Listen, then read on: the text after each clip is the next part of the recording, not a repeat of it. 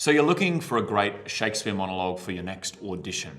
I want to share my 5 favourite female Shakespeare monologues, and if you stay right till the end, I have a lesser known dark horse that I will share with you at the end. We start with a monologue that is quickly becoming the go-to for auditions. It's powerful, active, and just an absolute cracker.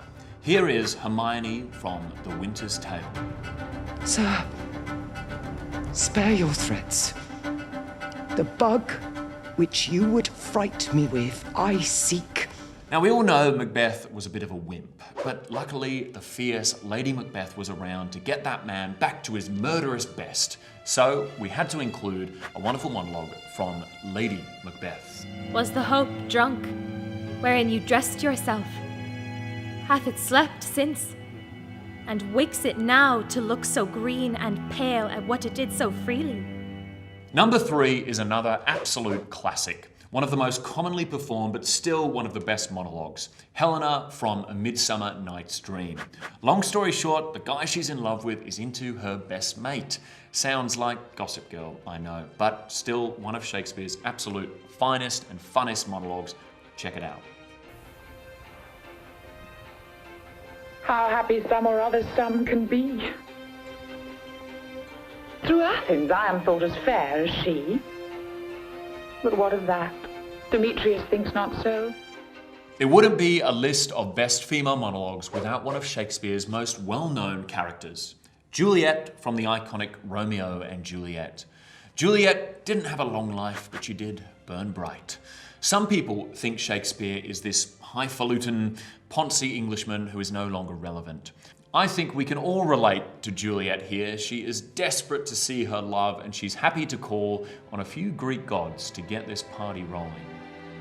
Gallop apace, you fiery-footed steeds, towards Phoebus' lodging. Such a wagoner as Phaeton would whip you to the west and bring in cloudy night immediately. Spread thy close curtain, love-performing night, that runaways' eyes may wink, and Romeo leap to these arms untalked of and unseen. And finally, we turn to arguably Shakespeare's most well-known history play, Richard III. This monstrous character has always interested audiences, but it's how the other characters attempt to stand up to this character that offers so much gold. Here, Lady Anne, who has lost most of her family to this treacherous villain, stands up to Richard III, and it creates a very, very interesting and active monologue. What, do you tremble? Are you all afraid? Alas, I blame you not, for you are mortal, and mortal eyes cannot endure the devil. Now, I can already hear the Shakespeare nerds hurling insults at me like, you are a craven, common-kissing coxcomb, or you're a puking, ill-nurtured lewdster.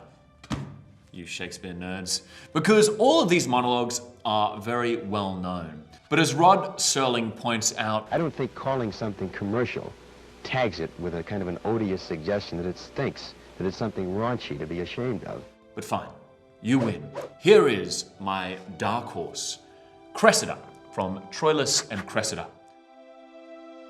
Boldness comes to me now and brings me heart. Prince Troilus, I have loved you night and day for many weary months. So there you have it, my 6 favourite female Shakespeare monologues. We have more information on all of those monologues in the description below, so go and check those out.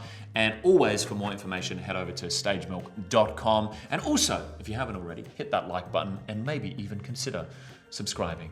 For if thou doesn't subscribe, you are a puny, knotty-pated joithead.